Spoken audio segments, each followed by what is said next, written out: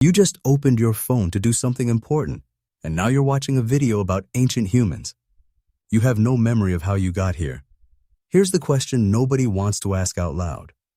What if you're not distracted because of your phone or your job?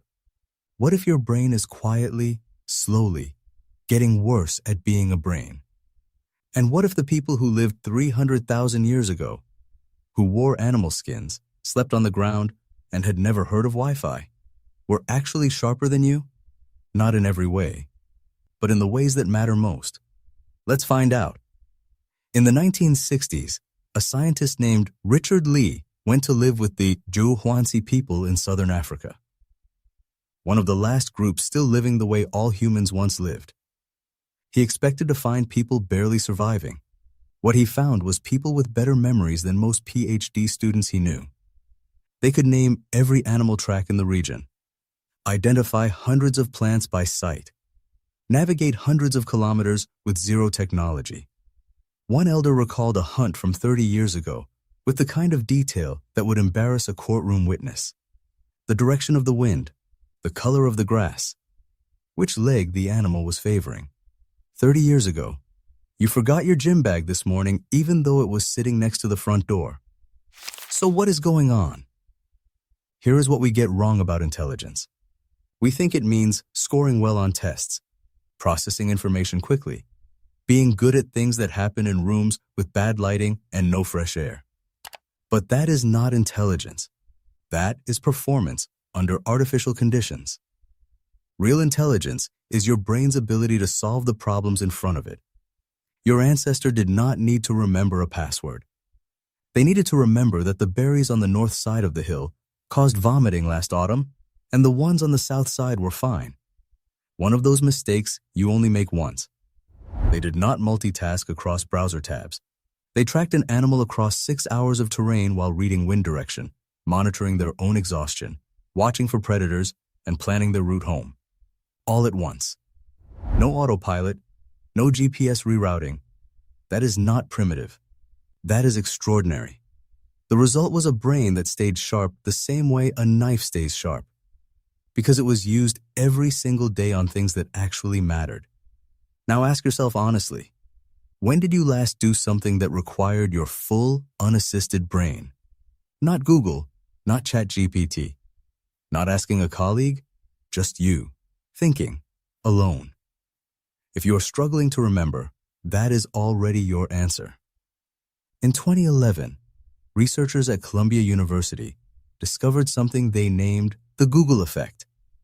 When people know they can look something up easily, their brains immediately stop bothering to remember it. This sounds smart. It is actually a quiet disaster, because memory is not just storage. Memory is the raw material of original thought. Every insight you have ever had, every creative idea, every time you connected two things nobody else connected, that came from your brain having enough stored material to make a new combination. When you outsource your memory to a device, you are not saving energy. You are emptying the warehouse your brain needs to think originally. Your ancient ancestor had tens of thousands of real observations stored in their head. Every night around the fire, they processed it through stories, debate, and replaying the day out loud. That was not entertainment. That was the brain doing what it was built to do. You do the same thing every night, except instead of processing your day around a fire with people you love, you watch strangers argue on the internet until you fall asleep on your phone. Not quite the same. Now here is the part that actually upset researchers when they found it. The human brain has been physically shrinking.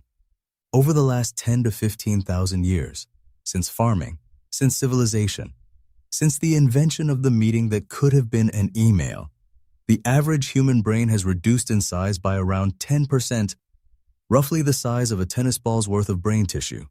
Gone. Ancient skulls show more development in areas connected to spatial memory, sensory processing, and long-term recall.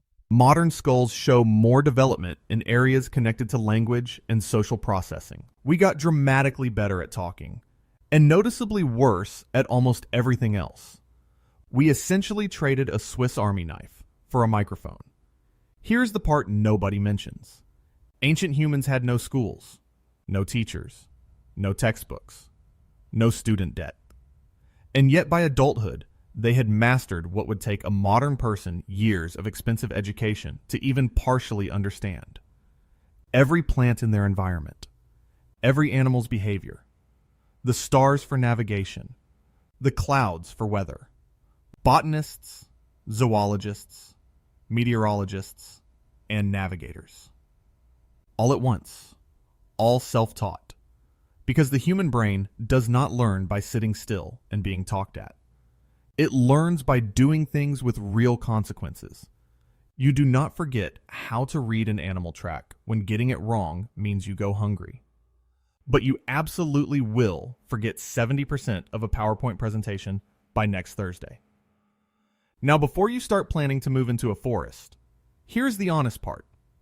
Ancient humans were not better than us at everything. They died young. A bad infection could kill them.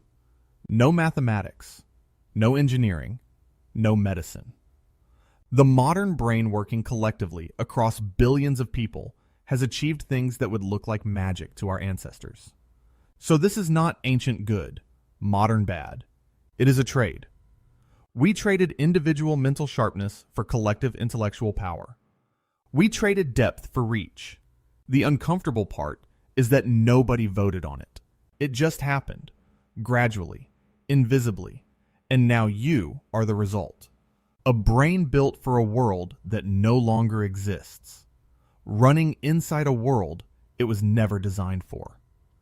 A Harvard researcher named Joseph Henrich put it bluntly. Modern humans are not smarter than ancient humans. We are connected to smarter systems. The intelligence is not in your head anymore. It is in the network, which works perfectly. Until you are alone with a problem and realize that particular muscle has not been used in quite some time. So, what do you actually do with this? Not move to the wilderness, not throw your phone into a river, though statistically, your phone has survived worse. But maybe this. Let your brain struggle before you rescue it. Try to remember something before you look it up. Navigate somewhere without GPS occasionally. Have a conversation where you are fully present instead of half composing your next message. These are not life hacks. They are the minimum maintenance your ancient brain needs to stay functional inside a world that was never designed for it. Ancient humans did not know they were smart. They had no word for intelligence, no rankings, no comparisons. They were just alive, fully, using everything they had, every single day. And your world demands almost nothing from the parts of your brain that matter most.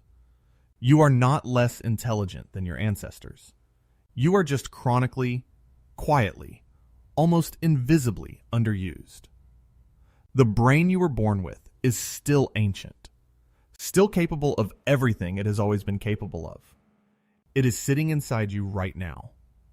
The only question is whether the life you are living will ever actually ask something of it.